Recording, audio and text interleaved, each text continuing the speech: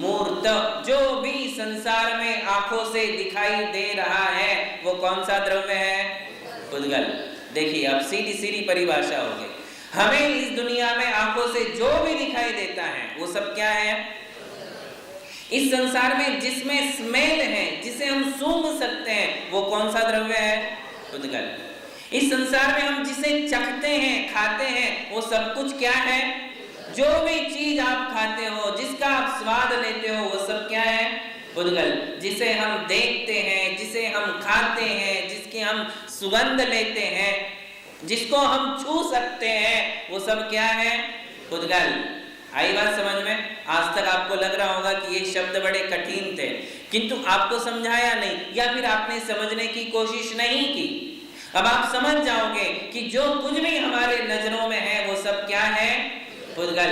और जो आत्मा है वो हमारी आंखों का विषय नहीं है। आज तक इन चर्म चक्षुओं से किसी ने आत्मा को नहीं देखा। जैसे हम आकाश को फील कर रहे हैं कि हम उसमें रहते हैं, किंतु आकाश को हम देख नहीं सकते, बस इसी प्रकार आत्मा को हम फील कर सकते हैं, अनुभव कर सकते हैं, उसके अस्तित्व का हमें भान हो सकता है, किंतु हम उसको देख नहीं सकते, उसको चख नहीं सकते, उसको सूंघ नहीं सकते। तो बात क्लियर हुई सबकी? ये कंसेप्ट क्लियर हुआ?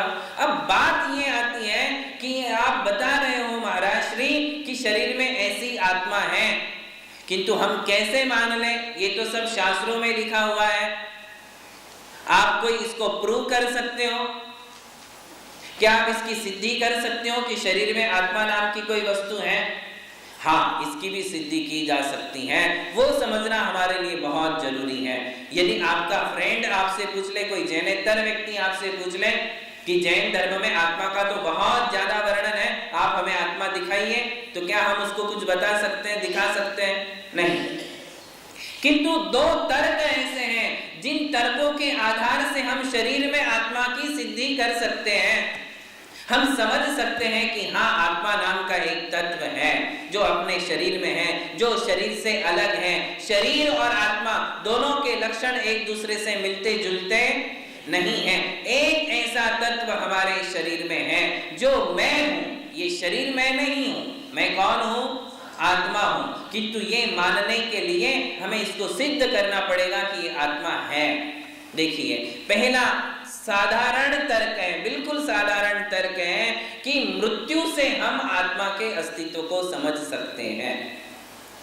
एक पल पहले जो खा रहा था, एक पल पहले जो देख रहा था, एक सेकंड पहले जो हमारे साथ बातें कर रहा था, एक पल पहले जिसके शरीर में सारे फंक्शन चल रहे थे, चल सकता था, बोल सकता था, देख सकता था, सुन सकता था, जो हमारे लिए रिप्लाई दे सकता था, बातें कर सकता था, वो एक सेकंड के बाद एकदम अचित्त हो गया। ना देख रहा है, ना बोल रहा है, ना खा रहा है, ना पी रहा है, ना सूंघ रहा है, कुछ भी नहीं कर रहा है।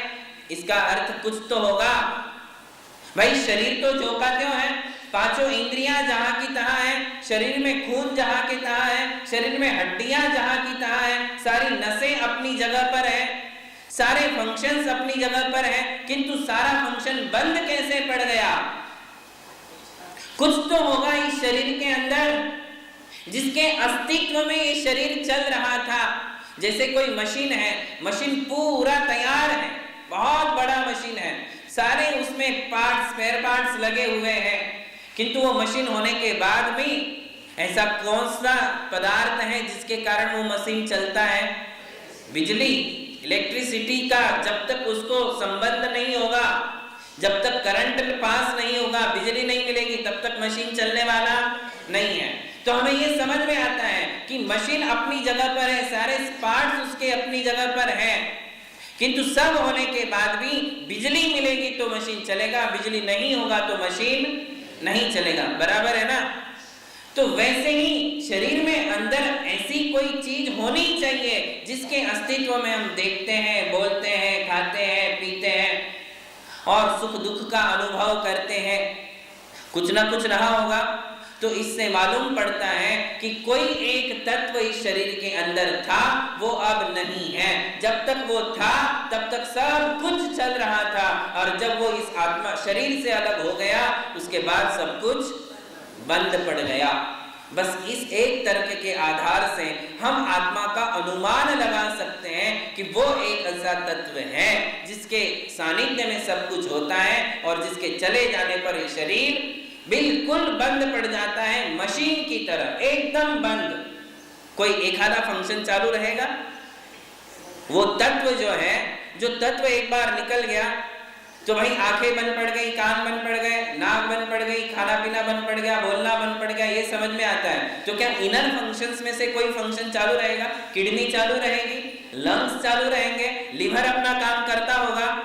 सब कुछ अचित्त हो जाता है, सब कुछ अजीब सा हो जाता है, कुछ भी नहीं चलता, एक नस भी खुद से हिलती नहीं है, वाइब्रेशंस खत्म। शरीर का ईच एंड एवरीथिंग जो कुछ भी था वो अचित्त हो गया, ब्लड का सर्कुलेशन बंद पड़ गया। बताओ, मृतक शरीर में सर्कुलेशन है ब्लड का? ब्लड का सर्कुलेशन भी बंद पड़ गया, हार्ट बीट्स बंद पड़ गई। अरे हार्ट बीट से तो हम जानते हैं कि आत्मा, इसके अंदर आत्मा है कि नहीं, ये जिंदा है कि नहीं, हार्ट बीट से हम पकड़ते हैं। और जब वो मरता है तो मरने के बाद हार्ट बीट्स भी, हृदय बंद पड़ गया, लिवर बंद पड़ गया, किडनी बंद पड़ गई, लंग्स बंद पड़ गए, स्टमक बंद पड़ गया, ब्लड सर्कुलेशन बंद पड़ गया, सारी वेन्स अचित्त हो गई। इसका मतलब क्या है? एक ऐसा वो तत्व था जब सब कुछ चलता था, और वो तत्व अब नहीं है जिसके कारण वो सब कुछ बंद पड़ गया। इस तर्क के आधार से हम आत्मा की सिद्धि शरीर में कर सकते हैं कि शरीर में कोई आत्मा नाम का पदार्थ था, उसे ही आत्मा जैनों ने कहा। किंतु देखिए, एक नास्तिक वर्ग है, मैंने आपको कहा था कि वो आत्मा को स्वीकार नहीं करता है। वो लोग कहते हैं कि ये पंचभूतों से मिला हुआ जो शरीर है यही आत्मा है। क्या कहते हैं? ये जो शरीर है, इस शरीर में कौन से तत्व हैं? जल तत्व है, पृथ्वी तत्व है, अग्नि तत्व है, वायु तत्व है, वनस्पति का तत्व है। वो लोग आकाश तत्व मानते, जबकि आकाश तत्व पंचभूतों में नहीं आता है। एक आकाश तो अलग ही द्रव्य है, पंचभूत यानी पंच स्थावर काय से ही ये शरीर बना है। हमारे शरीर में पृथ्वी के अंश हैं, जल के अंश हैं, अग्नि के अंश हैं, वायु के अंश हैं, वनस्पति के अंश हमारे इस शरीर में, पुद्गल शरीर है। ये 5 अंश हैं। हालांकि औदारिक शरीर को बनाने वाली वर्गणाएं अलग हैं, वही पंच स्थावरों से अलग है, किंतु हमारे शरीर में ये 5 तत्व तो होते हैं। नास्तिक वर्ग जो है वो ये कहता है कि ये शरीर की उत्पत्ति ही आत्मा की उत्पत्ति है। क्या कहता है? वो शरीर और आत्मा को अलग अलग नहीं मानते, बोलते शरीर ही आत्मा है। माँ बाप ने शरीर को जो जन्म दिया है, शरीर को जो बना करके दिया है, वो शरीर में ही आत्मा ही है। ऐसा कौन मानते हैं? नास्तिक लोग। वो शरीर से अलग आत्मा को नहीं मानते हैं। वो कहते हैं शरीर का जन्म ही आत्मा का जन्म है, और शरीर का मरण ही आत्मा का मरण है। ऐसा वो लोग मानते हैं। किंतु जैन क्या मानते हैं? शरीर और आत्मा का संयोग जन्म है, शरीर और आत्मा का वियोग मरण है, आत्मा का जन्म मरण नहीं है। आत्मा को किसी ने बनाया नहीं है, और आत्मा को कोई बिगाड़ नहीं सकता है। वो अनादिकाल से है। वो एक पर्याय से दूसरी पर्याय में जाता है, एक शरीर छोड़ता है, दूसरा शरीर लेता है, दूसरा शरीर छोड़ता है, तीसरा शरीर लेता है। ऐसा आस्तिक वर्ग मानता है। और जैन धर्म तो आत्मा को शुद्ध स्वरूप भी बताता है। तो ये पहला तर्क जो है वो नास्तिक लोगों के दृष्टि में फेल है। वो लोग इस बात को नहीं मानते कि मृत्यु के आधार से हम शरीर में आत्मा को अलग सिद्ध नहीं कर सकते। हम मानते हैं, किंतु नास्तिक लोग नहीं मानते।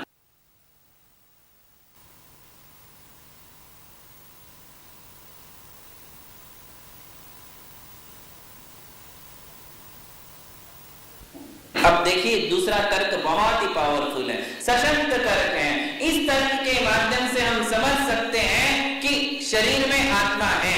देखो, मरण के समय हमने प्रूव किया, किंतु जिंदा आदमी में आत्मा है। आपके शरीर में आप अभी जीवंत हो, हम जीवंत अवस्था में इस शरीर में आत्मा की सिद्धि कर सकते हैं देखिए कैसे कर सकते हैं, आप समझिए। एक बात आपके लिए बताता हूं, हमारे शरीर में अनेक गुण हैं। शरीर की हाइट हम नाप सकते हैं। क्या कर सकते हैं कि हमारे शरीर की हाइट कितनी है, हमारे शरीर की विड्थ कितनी है, हमारे शरीर में हड्डियां कितनी हैं, हमारे शरीर में खून कितना है, ये सब कुछ बातें हम बता सकते हैं। जो कुछ भी है शरीर से रिलेटेड जितनी भी बातें हैं वो सब हम बता सकते हैं। किंतु आप कहिए कि इस आदमी की जैसे आप हाइट बता सकते हो, आदमी का वेट आप कर सकते हो, किंतु क्या ये बता सकते हो कि इस आदमी में ज्ञान कितना है? बता सकते हो? बताइए, आज तक क्या विज्ञान ने ये चीज बताई? बहुत कॉन्सेंट्रेटली सुनिए, समझने की बात है। इससे हम सिद्ध करने वाले हैं कि शरीर में आत्मा नाम का एक द्रव्य है, वो अपने आप प्रूव हो जाता है। जो भी शरीर से रिलेटेड पार्ट है उसका हम मेजरमेंट कर सकते हैं या उनकी काउंटिंग हम कर सकते हैं। जैसे शरीर की ऊंचाई को हम बता सकते हैं, शरीर के वेट वजन को हम बता सकते हैं, शरीर की चौड़ाई हम बता सकते हैं, शरीर में बाल कितने हैं, रोम कितने हैं, ये भी बता सकते हैं। रोम भी बता दिए हमारे शास्त्रों में, बता कार्तिकेयान परीक्षा ग्रंथ में बताया है कि शरीर में हड्डियां कितनी है, नसें कितनी है, सिराएं कितनी है, बाल कितने हैं, रोम कितने हैं, खून कितना होता है। यही नहीं, मल मूत्र कितना होना चाहिए एक नॉर्मल आदमी में, मल और मूत्र का साठा भी कितना होता है शरीर में, ये सारी बातें बताई हैं। किंतु आप बताइए इस आदमी में ज्ञान कितना है, ये बताया जा सकता है? क्या कोई मेजरमेंट है?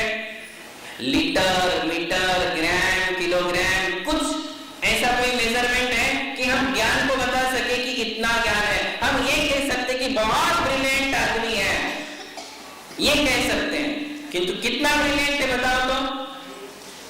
क्या ये बात बताई जा सकती है? आप उसकी आईक्यू लेवल बता सकते हो, और आईक्यू लेवल से आदमी का ज्ञान समझ में नहीं आता है। भाई कोई आदमी स्कूल और कॉलेज की पढ़ाई में गंवार है किंतु उसको धर्म का बहुत अच्छा ज्ञान है।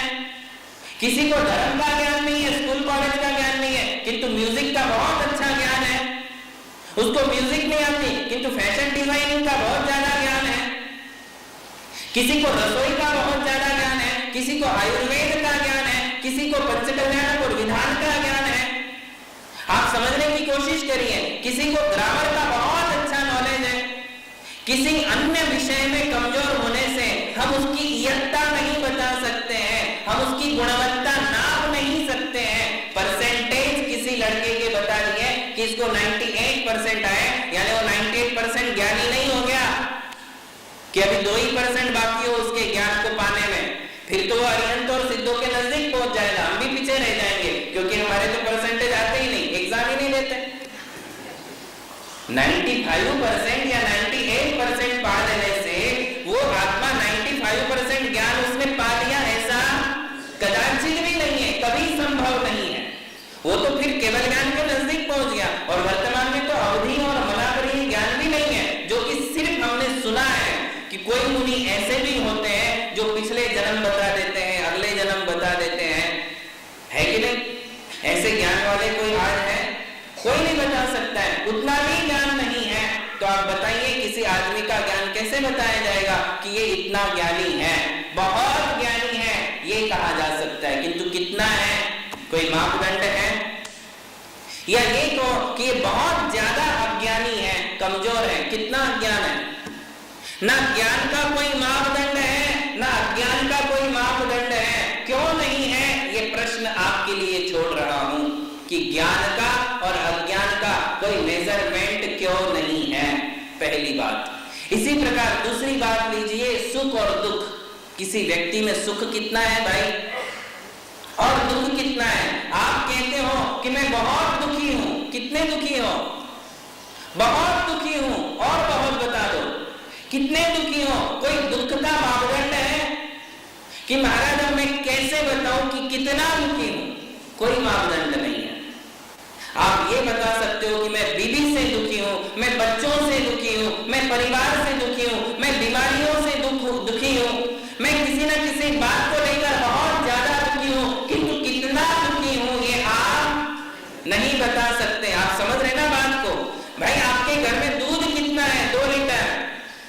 कपड़े कितने हैं? 100 जोड़ी। एक हाथ कपड़ा कितना है? 10-15 मीटर का कपड़ा है। आपका घर कितना बड़ा है? बोले 2000 स्क्वायर फीट का है। ये सब आप कह सकते हो, स्क्वायर फीट से कह सकते हो। कोई चीज है उसको आप स्क्वायर फीट में बता सकते हो, किसी चीज को आप लंबाई और चौड़ाई में बता सकते हो, किसी वस्तु को आप वजन से बता सकते हो। आप दुखों का क्या करोगे? वजन करोगे, कितना किलो का दुख है या कितने लीटर सुख तुम्हारे घर में है, तुम्हारी आत्मा में है। सुख और दुख का कोई मापदंड है क्या? आज तक किसी विज्ञान ने ये चीज ढूंढ के निकाली कि भाई सुख और दुख इसका भी कोई मापदंड होता है? इसे बहुत ज्यादा गुस्सा आता है। कितना आता है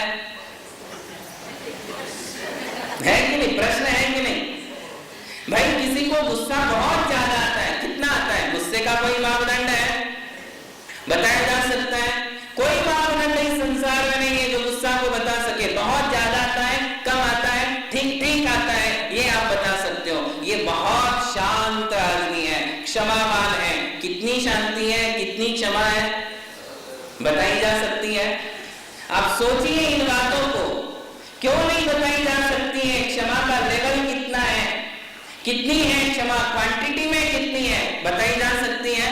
ये बिल्कुल जैन न्याय की बात आपको मैं बता रहा हूं। जैनों ने आत्मा की सिद्धि कैसे की है कि इस शरीर से रिलेटेड हर पार्ट का मेजरमेंट है, किंतु आदमी में ज्ञान कितना है इसका कोई मेजरमेंट नहीं है। इसमें सुख और दुख कितना है इसका कोई मेजरमेंट नहीं है। इसमें गुस्सा कितना है, ईगो कितना है, चीटिंग का नेचर कितना है, इसमें ग्रीड कितना है, लोभ लालच कितना है, इसकी आशा तृष्णा कितनी है, आदमी में वासनाएं कितनी है, क्या इनका कोई मापदंड है? कोई मापदंड नहीं है। वासना कितनी है, विषय भोगों की लालसा कितनी है, नहीं है। अब आप बताइए कि इनके अंदर तपस्या कितनी है, क्या तपस्या का कोई मापदंड है? इनकी साधना कितनी है, क्या इस साधना का कोई मापदंड है? इनके आत्मा में, इनके मन में विशुद्धि कितनी है, क्या इस विशुद्धि का कोई मापदंड है? नहीं बताया जा सकता है। क्यों नहीं बताया जा सकता है, इसको आप समझने की कोशिश करिए। फिर एक बात बताते हैं, किसी आदमी में शक्ति कितनी है, क्या ये बताया जा सकता है? वर्किंग पावर अलग है। पावर का कोई फिजिक्स में फॉर्मूला होता होगा कि इसकी वर्किंग पावर कितनी है। एनर्जी से किसी को कोई फॉर्मूला फिजिक्स में कि हम एनर्जी या पावर निकाल करके दिखा देते हैं कि इसमें कितनी है, किंतु पावर बता देने से उसके आत्मा की शक्ति समझ में आने वाली नहीं है। किसी आदमी में शक्ति कितनी है? बहुत ज्यादा थक करके तुम आते हो घर पे और बोलते हो कि अब मैं कुछ भी नहीं कर सकता हूं, अब मैं कोई काम नहीं करूंगा, बहुत ज्यादा थक गया हूं, अब मेरे में ताकत नहीं है। और जब बच्चा आता है कि पापा लेटेस्ट मूवी का टिकट है, चलते हो, कहां से ताकत आ जाती है भाई? तुरंत उठते हो कि चलो ये देखने को चलेंगे। इसका मतलब है कि हमें पता नहीं है कि हमारे अंदर कितनी शक्ति है। देखने जाओ तो एक दिन भी भूखे नहीं रह सकते हो, देखने जाओ तो एक एकासन नहीं कर सकते हो, और जब पर्यूषण आता है तो 10 उपवास कर लेते हो। है ताकत तभी तो की, यदि ताकत नहीं होती तो करते। मतलब हमें ये पता नहीं है कि हमारे अंदर शक्ति कितनी है। अब मूल विषय पर आने का प्रयास कीजिए कि क्यों हमें पता नहीं है कि सुख दुख कितना है, ज्ञान अज्ञान कितना है, शक्ति और कमजोरी कितनी है। ये बता सकते हो कि बहुत वीकनेस है। कितनी वीकनेस है, कमजोरी कितनी है, क्या इसका कोई मापदंड है? नहीं बताया जा सकता है। डॉक्टर तुम्हारी नाड़ी पकड़ सकता है, डॉक्टर तुम्हारे हीमोग्लोबिन को बता सकता है कि कितना हीमोग्लोबिन कम हो गया, कितनी व्हाइट प्लेटलेट्स तुम्हारी कम हो चुकी है, ये बता करके बताएगा कि इतने % में व्हाइट प्लेटलेट्स कम है, हीमोग्लोबिन तुम्हारा कम है, शुगर थोड़ी ज्यादा है, बीपी थोड़ी कम है, ये बता सकता है, किंतु कमजोरी नहीं बता सकता है कि कमजोरी कितनी है। कमजोरी का कोई मापदंड है ही नहीं। प्यारी बात आपको कुछ समझ में आई? क्योंकि इस आदमी में, इस व्यक्ति में, इस शरीर के अंदर एक ऐसा तत्व है, उस तत्व से रिलेटेड ये सारी बातें हैं, शरीर से संबंधित ये बातें नहीं है। ज्ञान शरीर यदि वो शरीर का पार्ट होता तो उसका भी इस दुनिया में मेजरमेंट होता। गुस्सा इस शरीर का पार्ट नहीं है, दिखता है शरीर से, आंखों से, चेहरे से, किंतु वो शरीर का पार्ट नहीं है, शरीर का गुण नहीं है। गुस्सा किसका गुण है, किसके परिणाम है? जितने भी परिणाम हैं वो किसके हैं? वो जिसके हैं उसी को आत्मा कहते हैं। ये आत्मा की सिद्धि है, ये आत्म तत्व की सिद्धि है। समझने की कोशिश करिए आप। जो भी शरीर का पार्ट होगा उसका इस दुनिया में कोई मापदंड नहीं है। और जिसका उसका मापदंड क्यों नहीं है? क्योंकि वो अनंत है। कितना है? अनंत है। सुख दुख कितना है? और जो अनंत होगा उसको आप नाप कैसे सकते हो? आकाश कितना है भाई? आकाश का कोई और छोर है? आकाश को आप मीटर में नाप सकते हो? क्यों नहीं नाप सकते हो? क्योंकि आकाश अनंत है, चारों दसों दिशाओं में फैला हुआ है, वो हमारी ज्ञान के बाहर है। आई बात समझ में? इसलिए उसका कोई मेजरमेंट नहीं है। बस इसी प्रकार इस आत्मा में ज्ञान कितना है? अनंत है। अब ज्ञान कितना है? वो भी अनंत है। सुख कितना है और दुख कितना है? क्षमा कितनी है और गुस्सा कितना है? अनंतानुबंधी क्रोध नाम ही है। गुस्सा भी अनंत है और क्षमा भी अनंत है। ये सब कुछ अनंत होने के कारण वो हमारे ज्ञान के बाहर है और उनका इस संसार में कोई मेजरमेंट नहीं है। और शरीर से रिलेटेड जो भी बात है वो अनंत नहीं है, वो संख्यात में आता है। किस में आता है? इसलिए वो काउंटिंग हो जाती है। आप शरीर की किसी भी पार्ट की काउंटिंग कर सकते हो, उसको नाप सकते हो। क्यों? क्योंकि वो संख्यात में है, असंख्यात भी नहीं है, अनंत भी नहीं है और वो इस शरीर का पार्ट नहीं है। अब आप मृत्यु की तरफ जाइए और मृत्यु का विचार कीजिए। जब किसी व्यक्ति की मृत्यु होती है तो मृत्यु के साथ साथ क्या ज्ञान रह जाता है या चला जाता है? जो चीजों का मेजरमेंट इस दुनिया में नहीं है, देखिए वो सारी चीजें एक मृतक शरीर में नहीं है। डेड बॉडी में ज्ञान है, डेड बॉडी में अज्ञान है, डेड बॉडी में गुस्सा है, डेड बॉडी में क्षमा है, डेड बॉडी में कोई सुख है, शांति है, डेड बॉडी में कोई दुख है, डेड बॉडी में कोई फीलिंग्स है। क्यों नहीं है? क्योंकि वो उसी तत्व की थी, उसी द्रव्य की थी, जो जिसके गुण थे, उसी का नाम इस संसार में आत्मा है।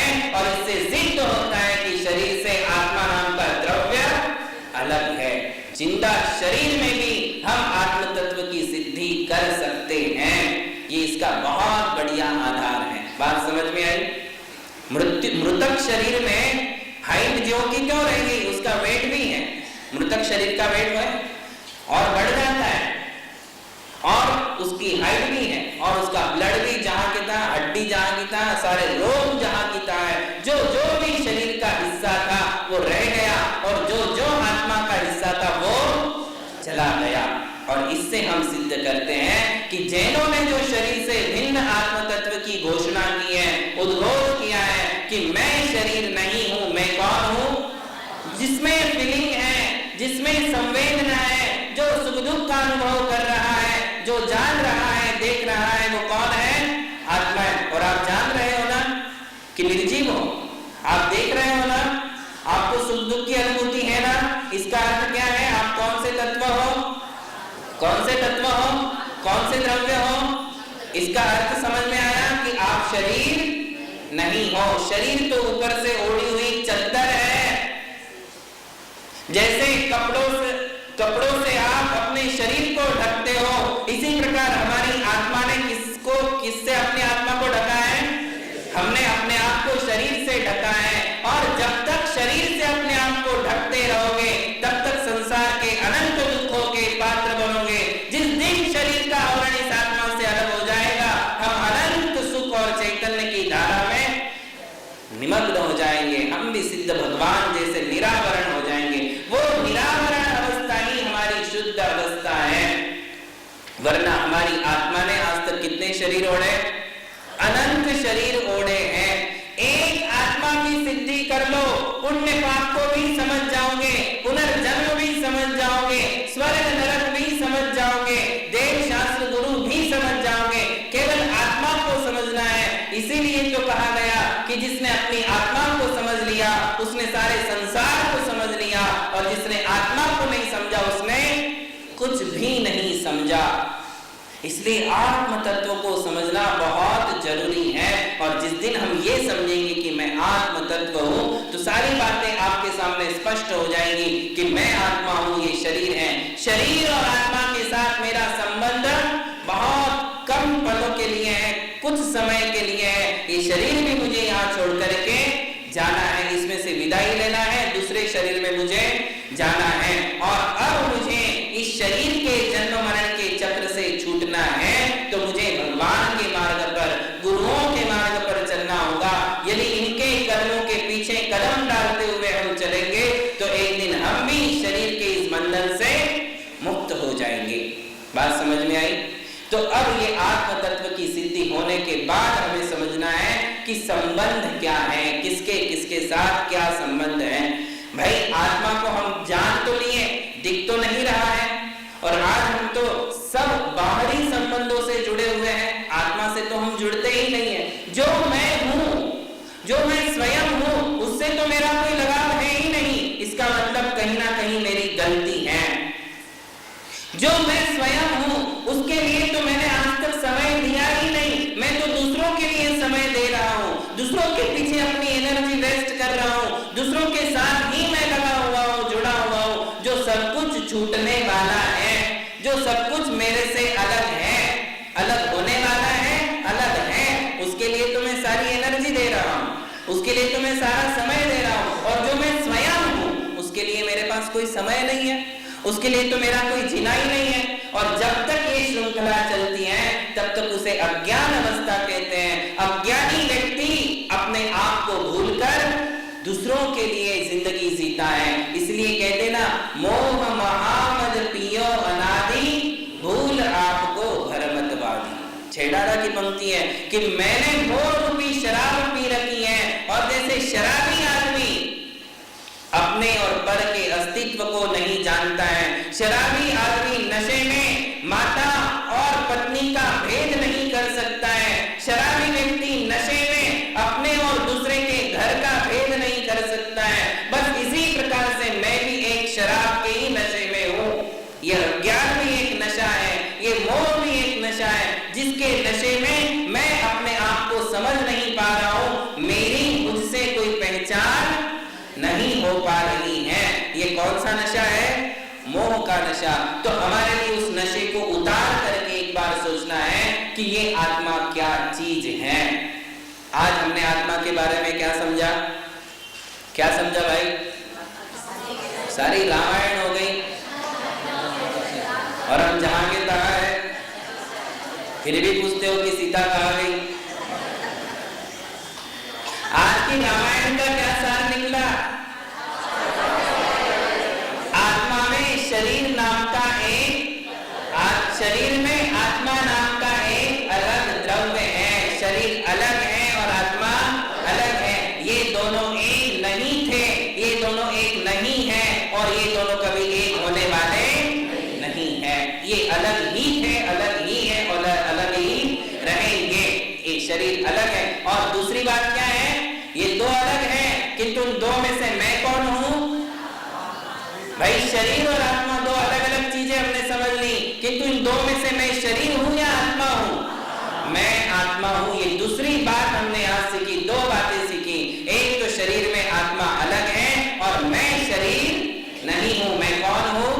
आत्मा हूं। और मेरी आत्मा में तीसरी चीज हमने सीखी, ज्ञान कितना है, अज्ञान भी कितना है, सुख कितना है, दुख भी कितना है, क्षमा कितनी है, क्रोध कितना है, अनंत। शक्ति कितनी है, कमजोरी कितनी है, वो भी अनंत है। दोनों चीजें अनंत है। और एक अंधेरा भी अनंत है और प्रकाश भी। प्रकाश कितना है दुनिया में? प्रकाश का कोई अंत है? जैसे प्रकाश अनंत है तो अंधेरा भी कितना होगा? अनंत ही होगा। सुख यदि अनंत है तो दुख भी अनंत है। और मुझे अंधेरे से छूटकर कहां जाना है? प्रकाश में जाना है। मुझे अज्ञान अवस्था से छूटकर किस में जाना है? ज्ञान में। दुखों से छूटकर कहां जाना है? कमजोरियों से छूटकर कहां जाना है?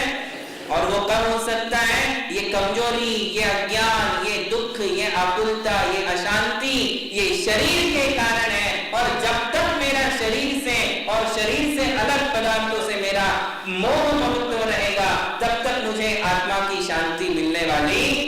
इसलिए आत्म तत्व को पाने के लिए मुझे आत्मा के परिणामों से जुड़ना है, उससे भिन्न जो कुछ भी है उससे मुझे अलग, अपने आप को अलग करना है। ये बात हमारे लिए आज यहाँ सीखने को मिली है। इन दोनों बातों को समझे, अगला विषय कल करेंगे। महावीर भगवान की जय।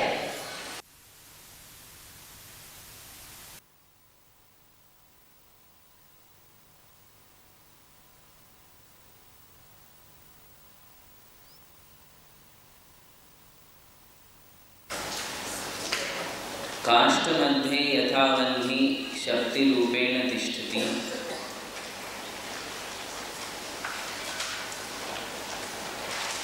लकड़ी में आग है, किंतु वो आग हमारे लिए नजर नहीं आती है।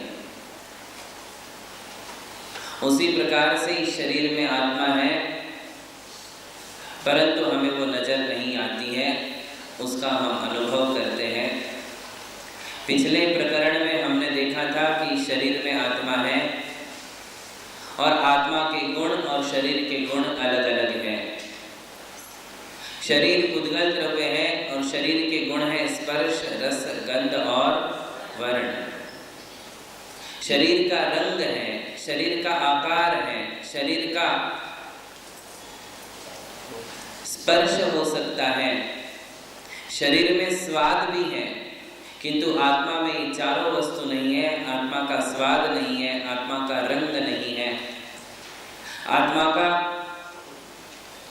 स्पर्श नहीं हो सकता है और आत्मा में गंध भी नहीं है।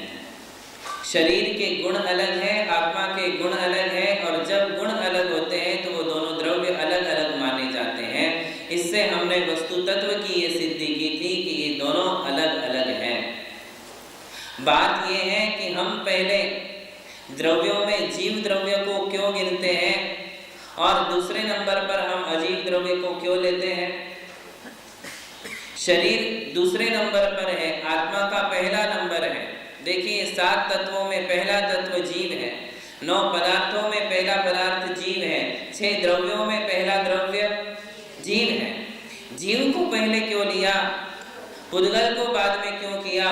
क्योंकि जीव के अलावा जितने भी संसार में द्रव्य हैं वे चेतना से रहित हैं।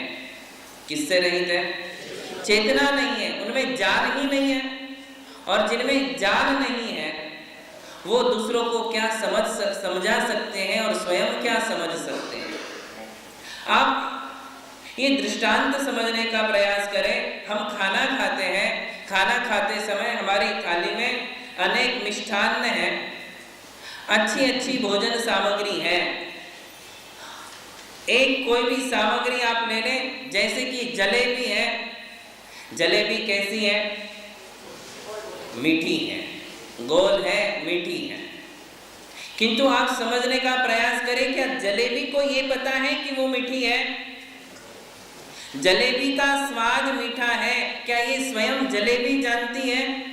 जलेबी नहीं जानती है कि उसका स्वाद मीठा है। मिर्ची नहीं जानती है कि उसका स्वाद तीखा है। कैरी नहीं जान सकती है कि उसका स्वाद खट्टा है। जानने वाला कौन है? हालांकि ये स्पर्श, रस, गंध, वर्ण, कुछ भी एक बात ले लीजिए, आपने बहुत सुंदर ड्रेस पहना है, क्या आपका ड्रेस ये जानता है कि वो बहुत सुंदर है? क्या आपका ड्रेस ये जानता है कि उसका ये कलर है? क्या आपका घर जानता है कि वो घर बहुत सुंदर है? हमें पता है कि घर बहुत सुंदर है, हमें पता है कि ये इटालियन मार्बल है। क्या उस मार्बल को पता है कि वो इटालियन है या इंडियन है? समझे थोड़ा सा। हम जानते हैं कि ये कौन सी चीज है, हालांकि सुंदर वो वस्तु है, हम नहीं। सुंदर कौन सी वस्तु लग रही है? सामने वाली वस्तु सुंदर है, किंतु उस वस्तु को ये पता नहीं है कि वो सुंदर है भी या नहीं। उसका कौन सा रंग है वो स्वयं नहीं जानता, उसका क्या आकार है वो स्वयं नहीं जानता, उसका क्या स्वाद है वो स्वयं नहीं जानता है। गंदगी है तो गंदगी भी नहीं जानती है कि उसकी बांस गंदी है, ये स्वयं नहीं जानती है। और जितने भी कॉस्मेटिक्स हैं, कॉस्मेटिक्स स्वयं नहीं जानते कि वे बहुत अच्छी सुगंध वाले हैं। ये सब कुछ जानने वाला कौन है? हालांकि जीव में स्वयं कोई रस नहीं है, जीव में स्वयं कोई स्वाद नहीं है, जीव में कोई स्मेल नहीं है, जीव का कोई टेस्ट नहीं है, जीव का कोई टच नहीं है।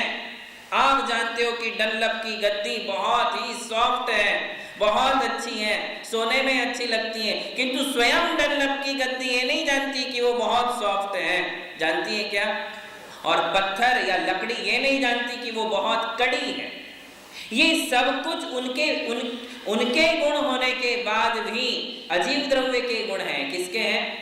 पुद्गल द्रव्य के गुण हैं। ये रंग का होना, स्वाद का होना, ये स्पर्श का होना, ये कोई अच्छी या बुरी गंध होना, ये सब पुद्गल के गुण हैं, आत्मा के गुण नहीं है। किंतु पुद्गल को खुद के गुणों का कोई पता नहीं है। क्यों नहीं पता? क्योंकि उसमें ज्ञान गुण नहीं है। कौन सा गुण नहीं है?